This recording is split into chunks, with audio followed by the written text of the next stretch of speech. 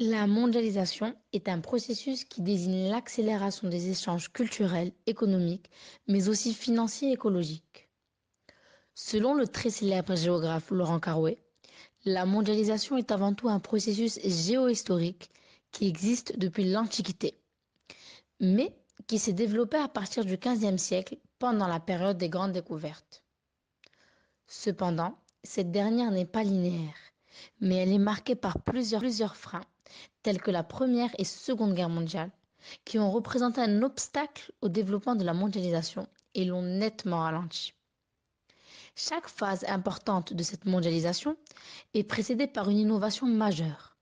Par exemple, les innovations au cœur de la révolution industrielle, telles que les locomotives à vapeur, ont permis la multiplication par 6 des échanges à travers le monde, ou encore la conteneurisation, créée dans les années 1960, qui a permis entre autres, à partir des années 80, d'augmenter les exportations de marchandises de 6% par année. Il existe 5 piliers de la mondialisation, qui sont les suivants. Tout d'abord, plusieurs systèmes, plusieurs formes d'organisation d'activités sont possibles et ont existé dans l'histoire. Le capitalisme fait partie de ces systèmes. Il s'est développé et imposé de plus en plus dans l'histoire moderne. C'est donc un système économique et social fondé sur la propriété privée des moyens de production et d'échange. Mais aussi, le libéralisme est alors la doctrine économique de la libre entreprise, selon laquelle l'État ne doit pas, par son intervention, gêner le libre jeu de la concurrence.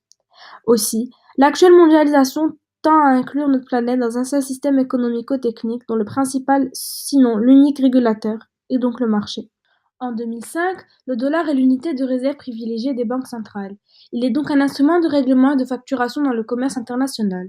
Ainsi, un peu plus de 50% des exportations mondiales sont facturées en dollars.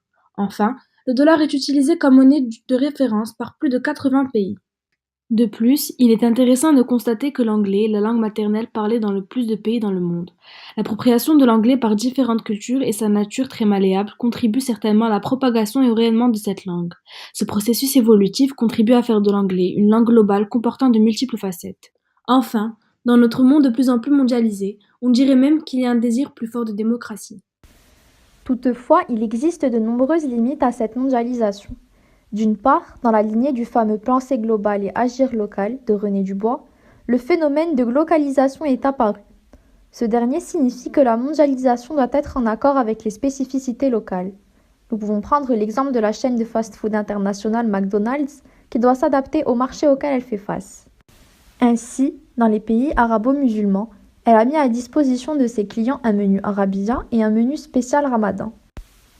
D'un autre côté, comme l'a expliqué Sylvie Brunel dans son article, face à cette uniformisation des cultures et aux mutations du monde, ce phénomène a engendré paradoxalement la fragmentation du monde par le biais d'une montée en puissance du nationalisme et des identités locales. Enfin, comme peut en témoigner cet article de Libération, la mondialisation, depuis 1980, se développe en symbiose avec les inégalités. Ainsi, ce phénomène varie à la fois en fonction du temps et de l'espace.